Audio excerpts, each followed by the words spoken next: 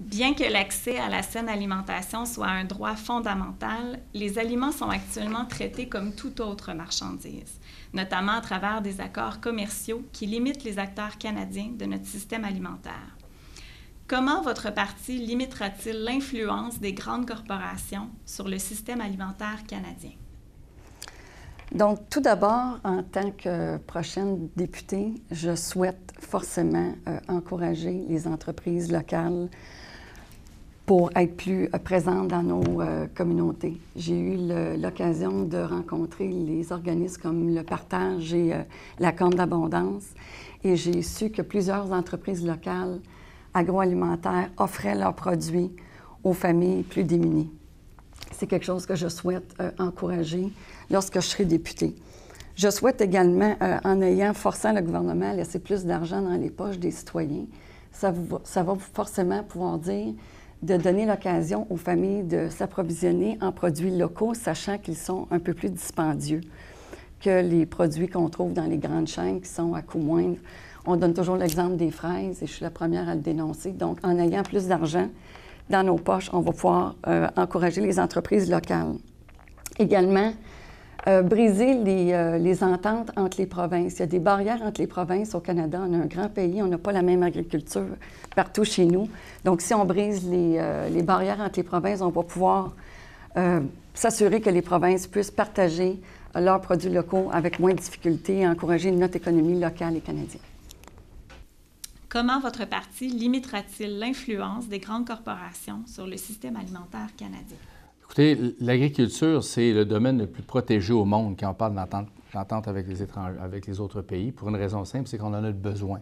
Et c'est pour ça que tous les pays de la planète, ou à peu près, ont des mécanismes de protection. Nous, au Canada, on ne fait pas bande à part, on protège généralement l'agriculture et c'est pour ça qu'on a des quotas, un système de quotas qui vise à protéger les agriculteurs pour qu'on soit autosuffisant. Le gouvernement, le gouvernement qui était là, a mis, si on veut, a utilisé comme monnaie d'échange les agriculteurs qui ont fait en sorte qu'on a mis en péril leur avenir. Écoutez, ils ont un manque à gagner de 3,9 milliards. C'est très important. Alors, si on veut avoir une autosuffisance alimentaire, il faut commencer par protéger les gens avec qui on fait affaire, qui travaillent, puis c'est souvent des petites fermes.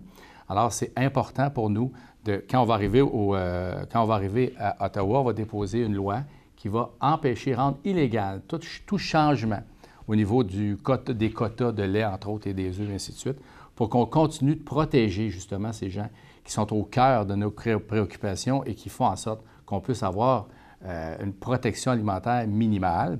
Puis là, c'est sûr qu'on parle aussi, on va parler de relève agricole, de faire en sorte qu'on puisse avoir une relève, parce qu'il se ferme une ferme par jour parce qu'il n'y a pas de relève. Alors, si on veut continuer à produire pour notre monde, bien, il faut assurer la relève.